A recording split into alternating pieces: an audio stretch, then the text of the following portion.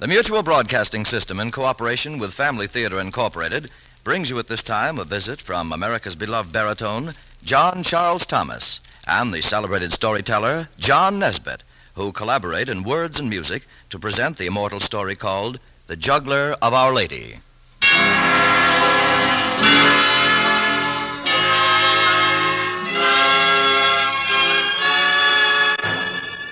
More things are wrought by prayer than this world dreams of.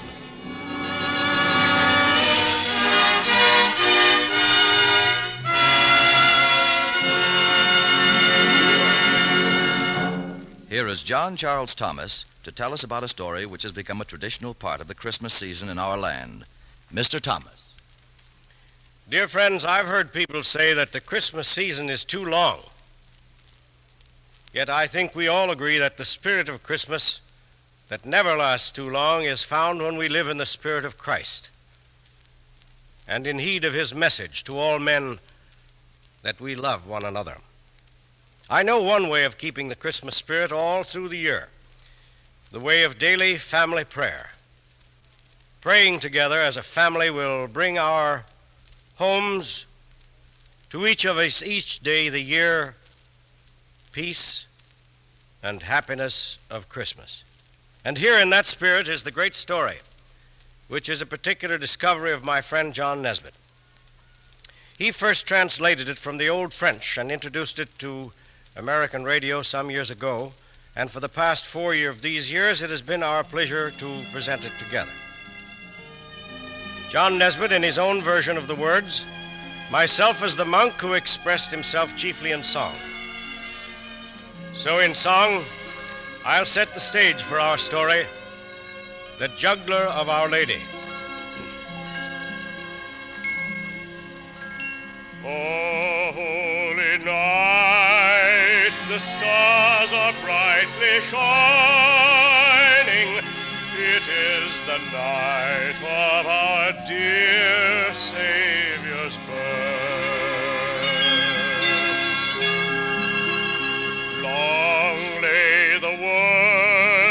Sin and error pining, till he appeared and the soul felt its worth.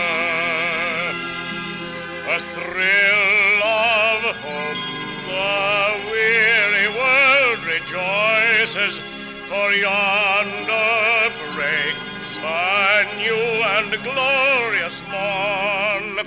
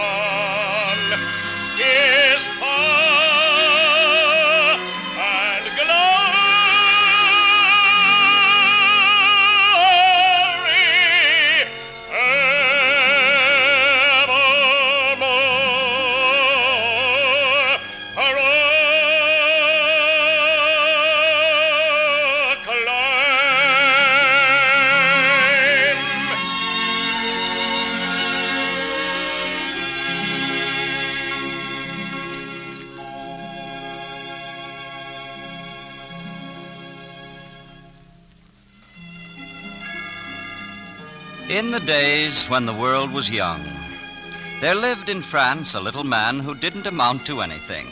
Everyone said that he didn't amount to anything, and he firmly believed this himself, for he was just a poor traveling circus entertainer.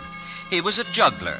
He couldn't read or write, and all that he really knew how to do was to go about from town to town following the little country fairs and doing his tricks for the children and earning a few pennies a day. His first name was Barnaby, but of course he was too unimportant to have any last name at all. Now, when it was summertime, and the weather was sunny and beautiful, and the people were strolling around the streets, and the young lovers were holding tightly to each other's hands in the park, well, then Barnaby would be very happy, Because, of course, he could now find a clear place in the village square, and there he would spread out a strip of old carpet on the cobblestones, and on the carpet he would perform his tricks for the children and the grown-ups alike. Now, Barnaby, although he knew that he didn't amount to anything, of course, was a wonderful juggler. You wouldn't believe half the things that man could do. Now, at first, he would only balance one tin pie plate on the tip of his nose. But when the crowd had collected, he would stand on his head and he would juggle 6 golden-colored balls in the air at the same time, catching them with his foot. And sometimes he could actually stand on his head and juggle 12 sharp knives instead of the golden balls and catch the knives with his feet, too. And then the people would applaud and the children would jump up and down with delight, and a whole rain of pennies would be thrown down onto Barnaby's carpet.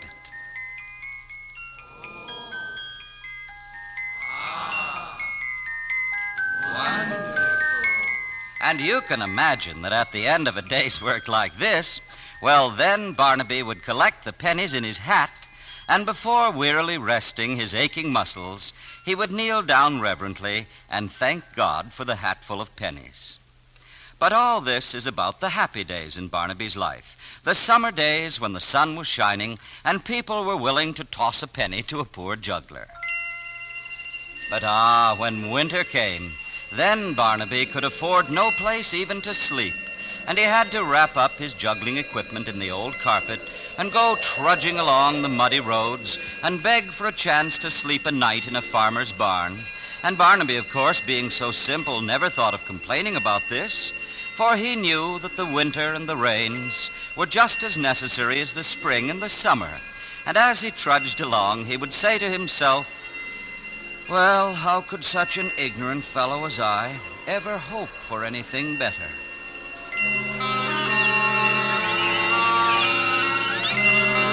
But now I must tell you that one year in France there was a terrible winter. It was the coldest, wettest winter in 100 years. It began raining in October, and there wasn't a piece of blue big enough to patch a Dutchman's pants with clear to the end of autumn. Oh, it was a terrible winter. And the poor people huddled in their thatched huts, and they slowly starved away to nothing. And it's said that the wolves came down out of the mountains, and they ran through the icy streets of Paris itself. And so you can imagine what all of this did to the little vaudeville entertainer whom my story is about. On an evening in early December, at the end of a dreary, wet day, poor Barnaby trudged along a winding country road, sad and bent, carrying under his arm the golden balls and the knives, all wrapped up in an old piece of muddy carpet. And then, as he slopped along in the mud, in over the rain and the wind, a faint sound came to Barnaby's ears. Somebody was coming up that road, and in spite of all the storm and the blizzard, that somebody was singing as happily as if it were a day in the middle of June. And Barnaby stopped and he listened, with the rain running down to the tip of his short little nose. And then, through the mist at last, Barnaby saw a strange sight. Coming slowly around a bend in the road, there was a fat white mule. And on the mule's back, with his legs sticking almost straight out on each side, well, there was a fine, fat monk. And now and then the young monk would bang the mule's side with his heels, and then he would go on singing into the storm with all of his might. Barnaby waited, and then as the mule came alongside of Barnaby, he ran along in the mud, while the young monk sang on just as cheerfully as a lark.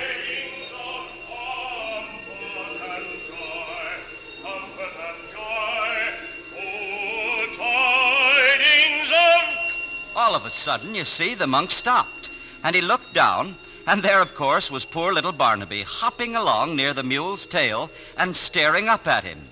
And the monk smiled at him, and he called down,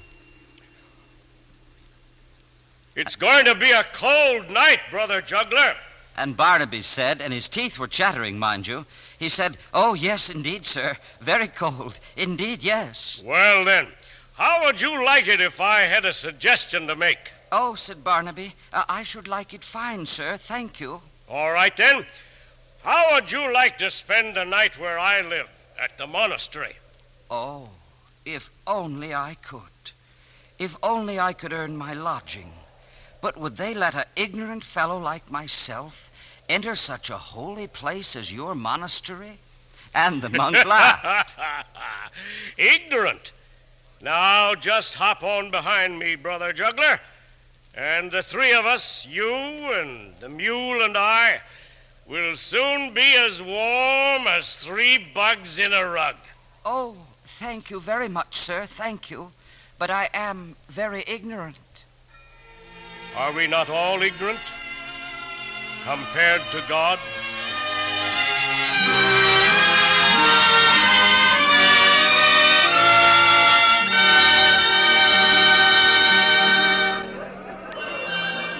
And that night, sure enough, Barnaby found himself seated at the table in the huge dining hall of that monastery.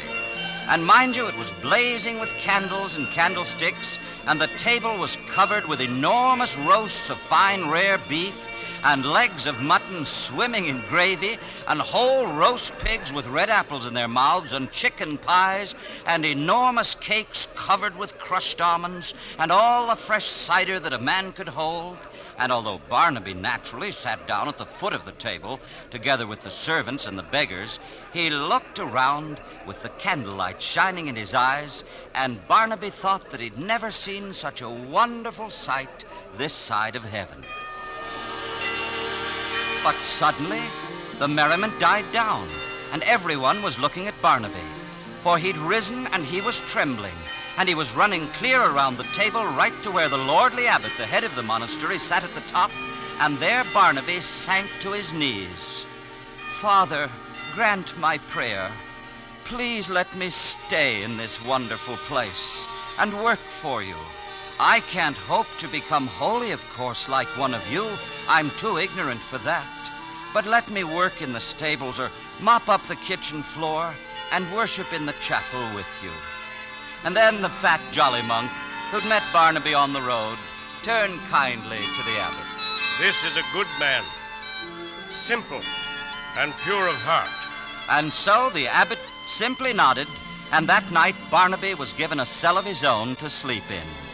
And there he put his carpet with that juggling equipment under his mattress. And before he fell asleep, he swore to himself that never again would he go back to his disgraceful, common old profession of juggling 6 golden balls and 12 sharp knives.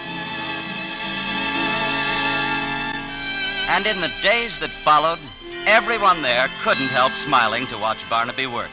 Why, he would scrub the flagstones of the kitchen until they were so clean you could eat off them, and then he would polish the big copper kettles until they shone like gold, and when the chapel bells rang out for services, then he would always creep humbly in by the side door and kneel down alone in a dark corner.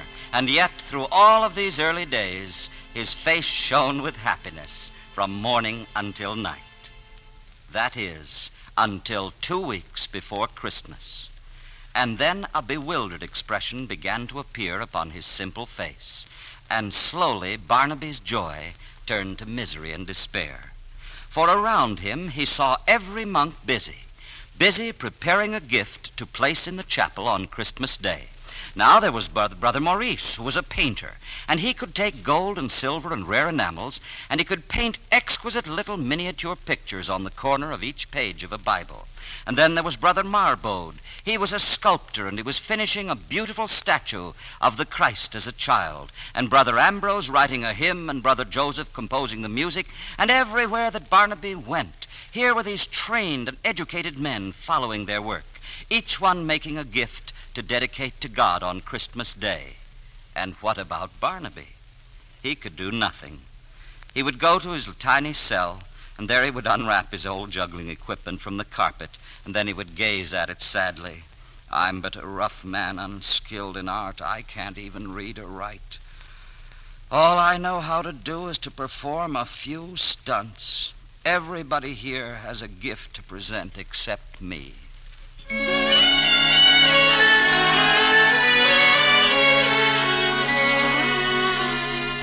And so, you see, there was poor Barnaby sunk deep into sadness and despair. And at nights he would no longer sleep, but tossed on his mattress. And yet Christmas morning came at last, and strangely enough, that was the first day of the winter that the sun broke out. And outside the monastery, the fields of snow glistened like frosting on a birthday cake.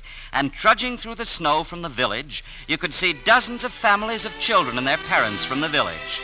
Because on Christmas, the great monastery always held open house, and there were food and gifts for everyone. And in the chapel that day, the great stone halls were decked in pine branches and berries, and thousands of candles gleamed everywhere, and the whole building rang with music. And it took 25 of the monks alone just to roll Brother Marbode's great stone statue into the chapel.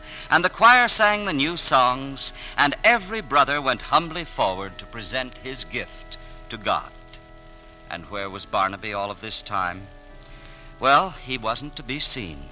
He had stayed all day inside his cell, his eyes gleaming with fever, sick and shivering with chill, and tossing upon his mattress of straw and looking at the ceiling overhead, and muttering over and over again the same words, "Forgive me. I have no gift to offer. I've nothing to give that's worthy. Forgive me." And then a strange and a terrible thing happened, a thing that no brother in that great monastery would ever forget during all of the days of his life. For that evening, after the visitors had gone and the chapel was deserted, and nearly all the brothers were wearily asleep on their hard beds, and the plump, jolly monk who had brought Barnaby to the monastery was now seen in the halls, but he wasn't jolly any longer.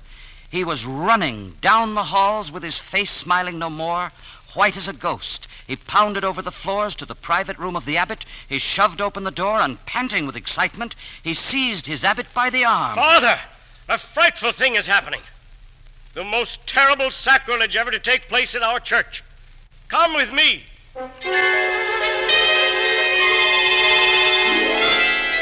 Without speaking a word, the abbot joined him, and the two men ran down the corridors. They burst through a door, and they came out on the choir balcony that was at the rear of the chapel. And the monk pointed his trembling finger down toward the altar. And the abbot looked, and he turned white. God forgive him, he's gone mad. For down below them, squarely in front of the altar, there was Barnaby. And he had spread out his old strip of carpet, and kneeling reverently on one knee, he was actually juggling in the air the 6 golden balls. He was presenting his old act and giving it wonderfully. The bright knives, the shining balls, and even a tin pie plate balanced on the tip of his nose. And on his face, there was a look of adoration and joy. "We must seize him and drag him away," cried the abbot. And the two men turned toward the door. And at that exact moment, a dazzling light suddenly filled the chapel. It was a brilliant beam that came directly from the altar, and both the monks sank to their knees.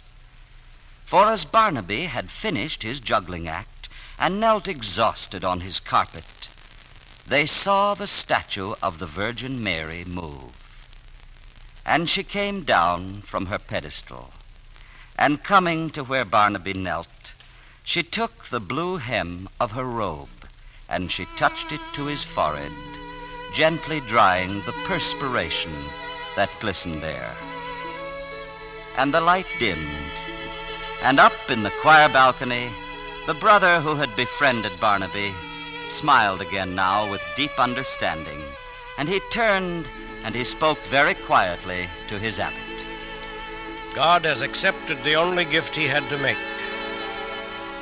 Blessed are the pure in heart, for they too shall see God.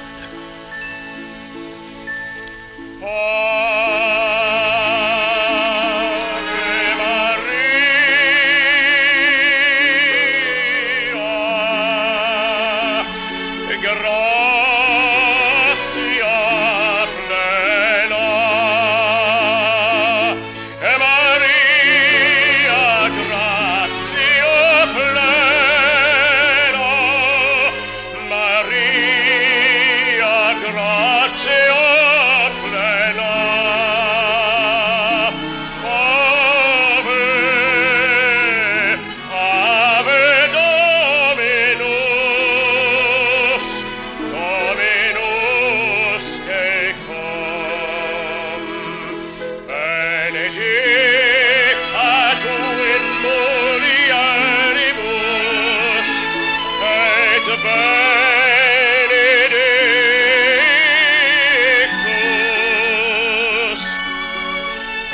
benedictus fructus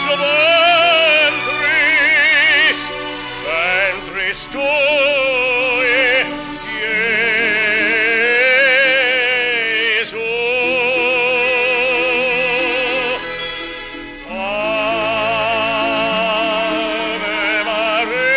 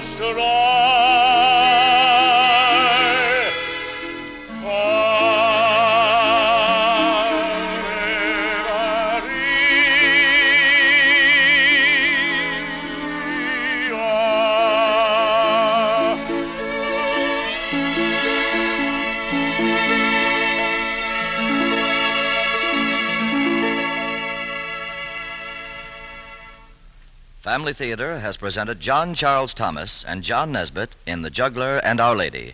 This series of the Family Theater broadcasts is made possible by the thousands of you who felt the need for this kind of program and by the mutual broadcasting system which has responded to this need. Be with us next week at this same time when our stars will be Adolphe Manjou, Gigi Perrault, and Peter Miles. And remember, the family that prays together stays together. This is the Mutual Broadcasting System.